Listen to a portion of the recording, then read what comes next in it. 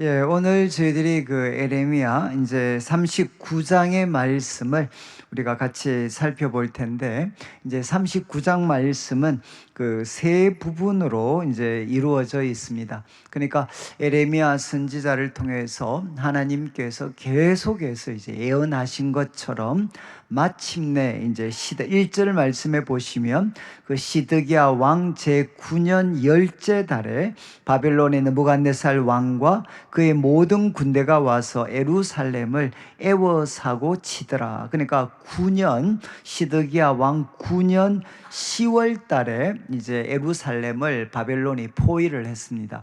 그리고 2절 말씀에 11년, 시드기야 왕의 제 11년 넷째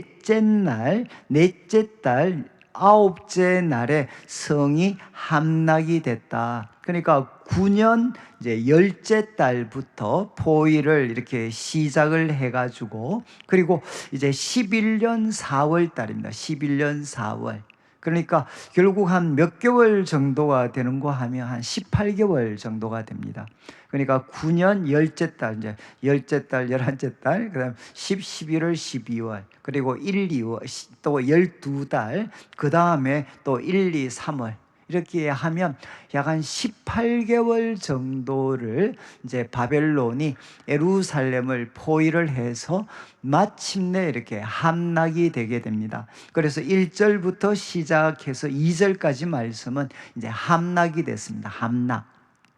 그리고 3절부터 이제 바벨론 왕이 이제 왕의 모든 고관이 이렇게 중문 예루살렘을 이렇게 차지하고 거기에 이제 자기들이 왕인 것처럼 이제 바벨론 왕의 모든 고관들이 예루살렘을 이제 차지하게 됩니다. 차지하게 되고, 그리고 4절부터 보시면 이제 유다의 시드기야 왕과 모든 군사가 그들을 보고 도망을 갔다는 거죠. 이제는 성이 함락이 됐기 때문에 왕과 모든 군사가 결국 도망을 가서 밤에 왕의 동산길을 따라 가지고 센문을 통해서 결국 이제 아라바 광야 지방으로 도망을 갔습니다.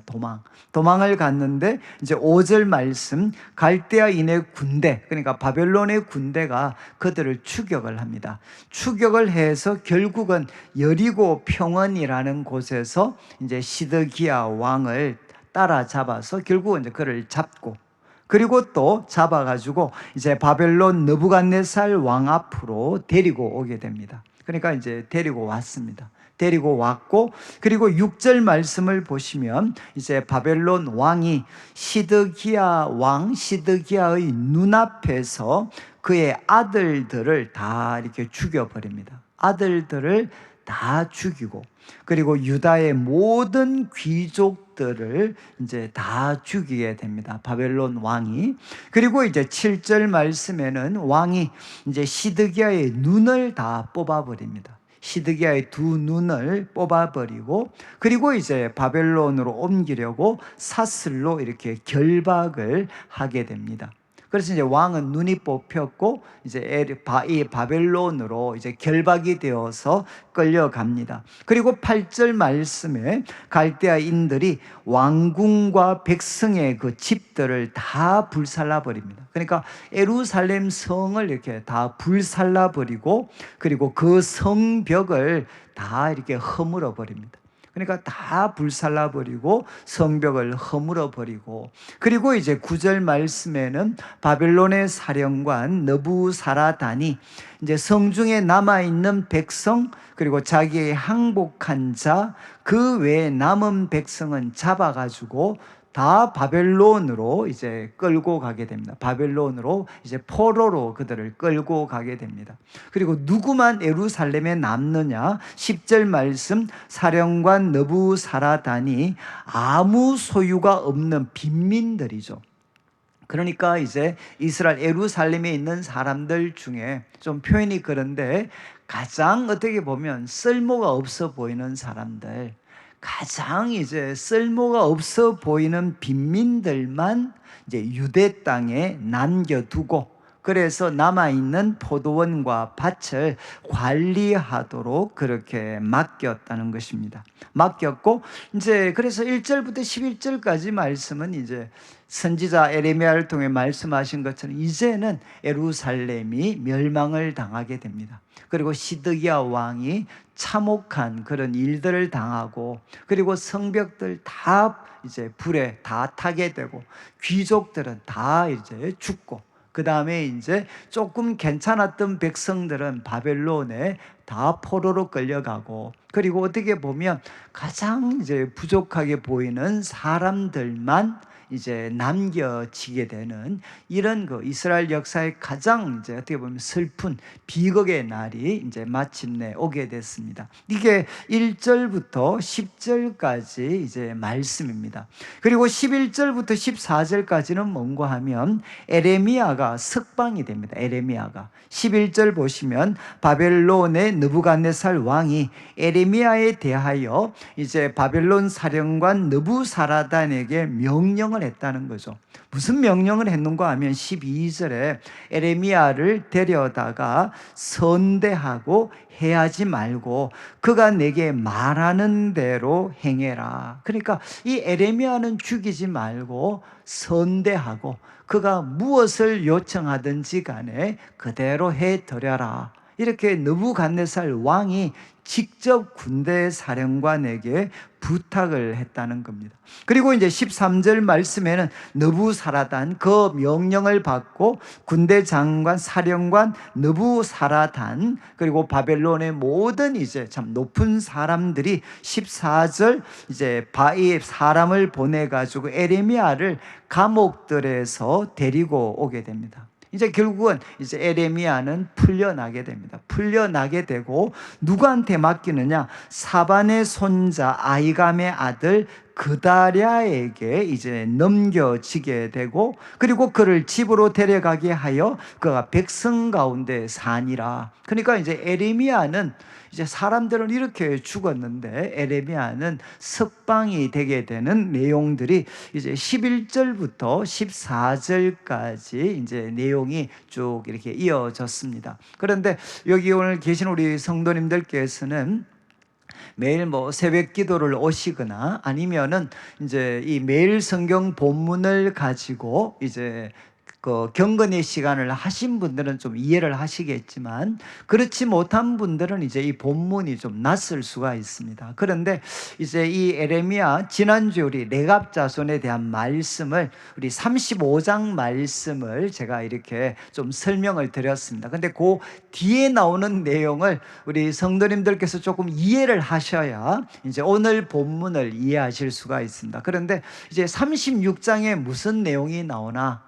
이제 36장에 에레미야, 하나님께서 에레미야를 통해 그동안 기록한 모든 말씀을 바룩이라는 사람한테 다 쓰도록 이렇게 명령을 했습니다.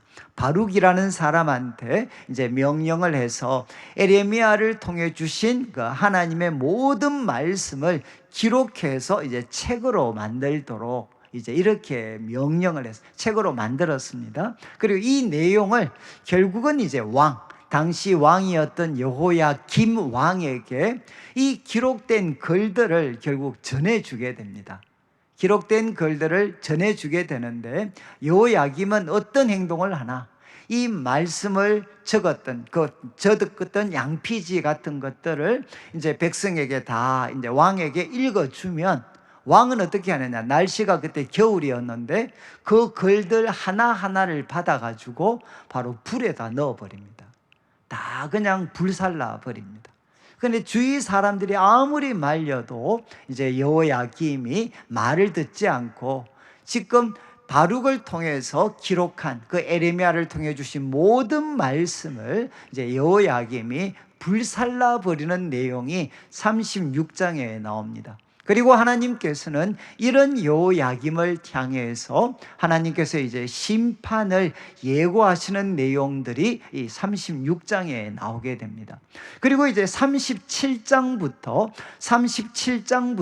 우리 43장까지, 37장부터 시작을 해서 43장까지 내용은 뭔가 하면, 이제 그 이스라엘이 예루살렘이 바로 멸망을 눈앞에 두었을 때, 그때 이 예루살렘에서 이제 이 예루살렘 왕궁에 에레미야와 관련해서 어떤 일이 있었는가 하는 것을 37장부터 기록을 하고 있습니다. 결국 그 내용은 결국 뭐였는가 하면, 여러분 이제 에레미야가 계속해서 이제 그 바벨론에게 이스라엘 예루살렘이 망할 것에 대해서 계속 예언을 했습니다. 그러니까 시드기야 왕이 이제 바벨론이 예루살렘을 포위하게 되었을 때, 그때 에레미야 선지자를 부릅니다. 야, 우리 예루살렘을 위해서 좀 기도해 달라. 이렇게 겸손하게 에레미야를 부르는데, 그런데 이제 지금 애굽이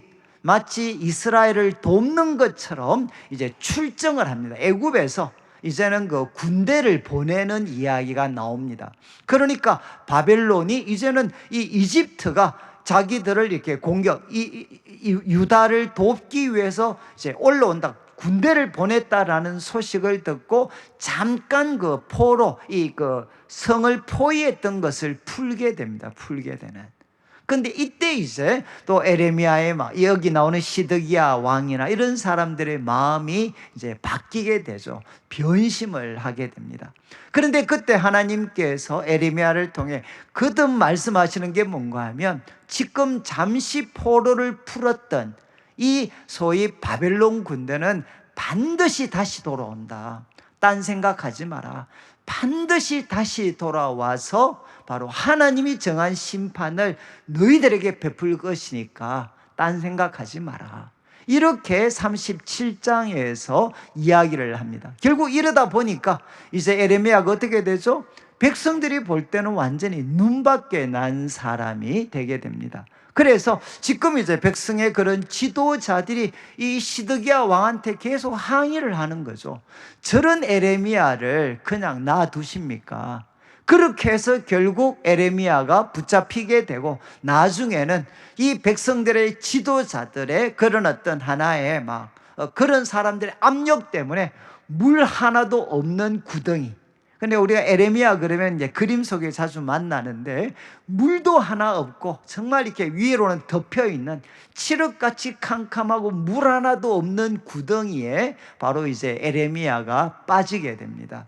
빠지게 되고, 그래서 이제는 이렇게 긴박할 때 정말 이제 하나님께서 오늘 본문에 나오는 지금 이제 15절부터 나오게 되는 여기 에벳멜렉이라는 이 구스 사람, 이 구스는 보통 일반적으로는 오늘날 이디오피아에 해당한다고 대부분은 그냥 생각을 하는데, 이제 뭐 흑인이었을 가능성이 많겠죠. 이디오피아 사람이었던 구스인이었던 이 에벳멜렉이라는 사람이 지금 이제 이 시드기야 왕한테 이야기합니다. 아니, 지금 이 에레미야에게 이런 일 하시면 안 됩니다. 그리고 그냥 두면 죽습니다. 그러니까 왕이시여 빨리 조치를 취해서 저 사람을 살리셔야 됩니다. 그래서 이 에벳멜렉을 이제 그 시드기야 왕이 보내가지고 천 있잖아요. 천과 천을 연결을 하도록 해가지고 그 구덩이에 빠져있는 에레미야에게 보내서 결국 그 사람을 건져내 주게 됩니다. 그래서 에레미야가 이 생명이 위태로웠다가 이 에벳멜렉이라는 사람의 도움을 통해서 그 진흙구덩이, 칠흑같이 캄캄한 진흙구덩이에서 그가 빠져나오게 됩니다. 근데 빠져나왔는데도 이제 풀어주지는 못하죠. 워낙 이제 그 예루살렘의 모든 지도자들이 결국 에레미야가 이야기했던 것은 뭔가 하면 바벨론에게 항복하는 게 살 길이라는 겁니다.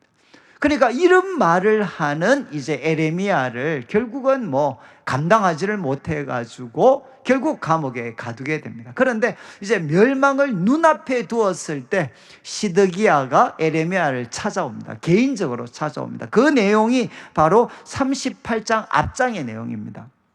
앞장에 에레미야가 에레미야를 찾아와서 이야기하는 거죠. 야, 정말 살 길이 없냐? 그러니까 이제 에레미야가 이야기합니다. 살 길은 하나밖에 없습니다. 바벨론에게 항복하십시오. 바벨론에게 항복하면 당신도 살고, 그리고 백성들도 그 참혹한 그런 하나의 비극을 맞이하지 않습니다. 항복하면 살 수 있습니다. 그런데 항복하지 않고 계속 맞서게 되면 어떻게 되느냐? 당신은 정말 온갖 그냥 소위 말해서 자식들 죽는 것, 또 당신에게 이런 어떤 눈이 뽑히는 비극들, 그리고 백성들도 자 죽고 끌려가고 이런 일들 경험하게 될 겁니다. 그러니까 살 길은 하나밖에 없습니다. 바벨론에게 항복하십시오. 그런데 그때 시드기야가 이야기합니다. 야, 나도 정말 마음은 꿀뚝 같은데 내가 누구를 두려워하냐? 먼저 바벨론의 포로로 끌려갔던 사람들이 있다. 나 그 사람들이 너무 무섭다는 거죠. 내가 결국 한번 싸워서 해보지도 못하고 결국은 항복해버려서 바벨론에 끌려가면 바벨론의 포로로 먼저 왔던 사람들이 나보고 무슨 이야기 하겠냐. 결국은 시드기야가 살 길은 자기도 항복하는 길밖에 없다라는 것을 알았고, 그리고 지금 에레미야가 하는 말이 소위 말해서 급장이의 이야기가 아니다, 매국노의 이야기가 아니고 바로 하나님이 주신 말씀이다라는 것을 시드기야가 알았지만 결국 그는 두려움 때문에 이제 이 이야기를 받아들이지를 못합니다. 이까지가 38장에 나오는 내용입니다. 그래서 오늘 39장에 그렇게 에레미야가 지금 바벨론에게 항복하는 것이 살 길이라고 이야기했는데 시드기야와 백성들은 끝까지 그것을 거부를 했습니다. 그래서 주어지는 결과가 무엇이었느냐? 1절부터 시작을 해서 10절까지는 그들에게는 파멸이 주어지게 된 거죠. 그들에게는 파멸이 주어져서, 특별히 시드기야 왕은 눈도 뽑히고 자기 눈앞에서 자식들과 귀족들이 다 죽임 당하는 것을 그의 눈으로 다 보았습니다. 그리고 또 귀족들도 죽고, 그리고 웬만한 사람들은 다 포로로 끌려가고 예루살렘이 불타고 성벽이 무너지는 것을 그는 생생하게 목격을 했습니다. 그러니까 결국 선지자를 통해 주신 그 하나님의 말씀에 믿음으로 반응하지 못한 사람들에게는 결국 파멸이 그들에게 주어졌다는 겁니다. 그렇지만 이제 11절부터 14절 말씀드린 것처럼 바로 에레미야, 이 에레미야를 하나님의 백성들은 그 가치를 몰라봤지만 바로 적국이었던 느부갓네살은 그의 가치를 알고 어떻게 했느냐? 그를 풀어줬다는 거죠. 그리고 그가 원하는 대로 다 해줘라, 이렇게 느부갓네살이 배려를 해서 이제 이 어떤 그러니까 에레미야는 이 파멸 가운데서 그는 구원을 받습니다. 그런데 마지막 15절부터 18절까지 우리가 읽었던 말씀은 무엇이냐? 15절을 한번 보시죠. 에레미야가 감옥들에 갇혔을 때, 다시 이제 시계바늘이 좀 앞으로 돌아갑니다. 에레미야가 감옥에 갇혔을 때 여호와의 말씀이 그에게 임했다. 아직은 이제 바벨론이 멸망하기 직전으로, 예루살렘이 멸망하기 직전으로 다시 시간을 돌려서 에레미야가 감옥에 갇혔을 때 하나님이 말씀을 하셨는데, 내용이 16절 보시죠. 하나님이 이렇게 말씀하셨다는 겁니다. 너는 가서 구서인 에벳멜렉에게 말을 해라.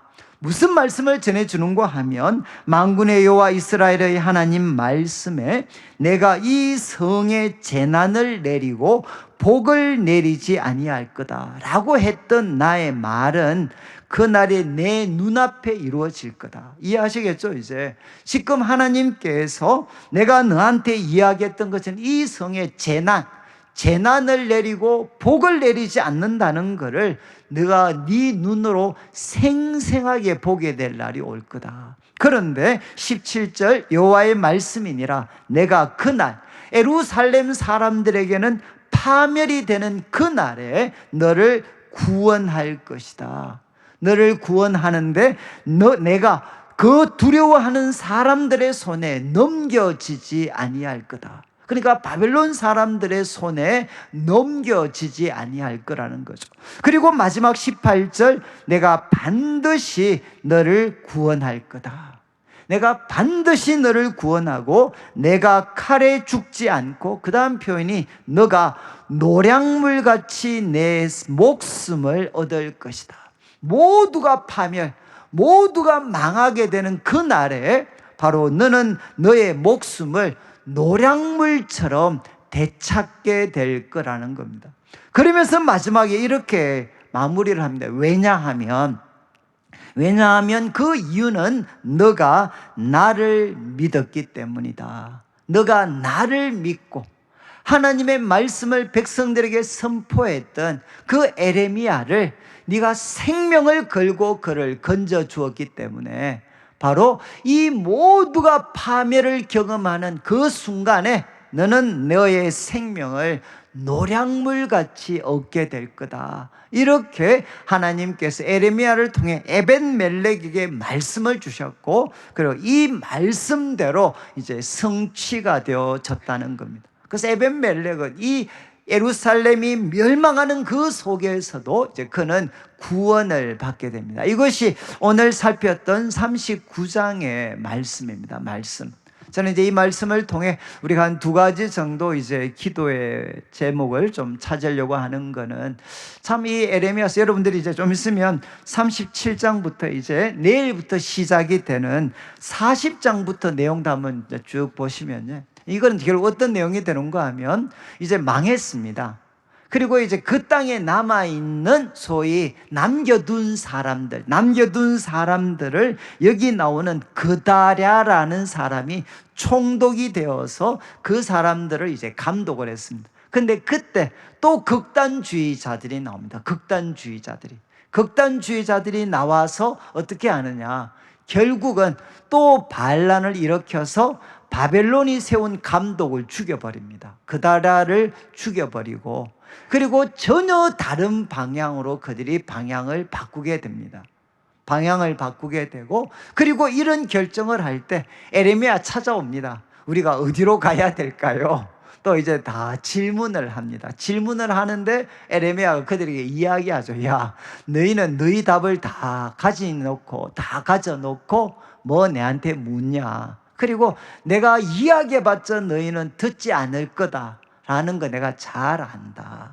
그러면서 결국 그들은 어떻게 되는가 하면 마지막으로 어디로 가느냐, 이제 애굽, 이집트로 그들은 피난하는 내용들이 43장까지 이어지게 됩니다. 그러나 예루살렘이 멸망한 이후에 그들이 바벨론이 세웠던 총독을 죽이고, 그리고 그들이 에돔으로 갈 거냐 이집트로 갈 거냐, 또 자기들이 치고받고 싸우다가 나중에는 이제 애굽으로 내려가게 되는 이야기로 43장이 마무리가 됩니다.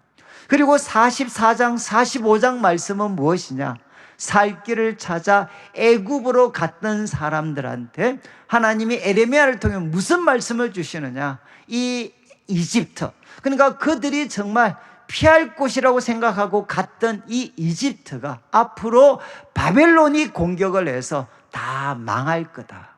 정말 바벨론이 공격해서 너희들이 믿고 의지했던 그 이집트 가운데 엄청난 그런 소위 파멸이 주어질 것에 대해서 하나님 에레미야를 통해 말씀하시는 내용이 44장 45장에 나옵니다.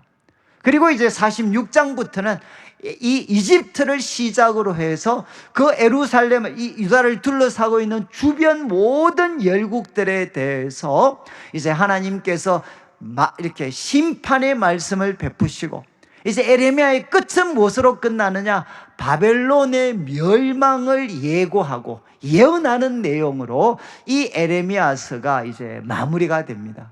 마무리되고 이 바벨론이 멸망할 것을 이야기하면서 마지막에 나중에 가면 뭐가 나오느냐, 이 소위 이 글을, 마지막 예루살렘 그 바벨론의 멸망을 이야기하는 이 글을 이제는 딱 묶어가지고, 그리고 또 이거를 돌로 이렇게 묶어서 나중에 에레미야가 바로 그 어떤 바벨론에 있는 강에다가 이 어떤 문서를 바로 이렇게 던져버립니다.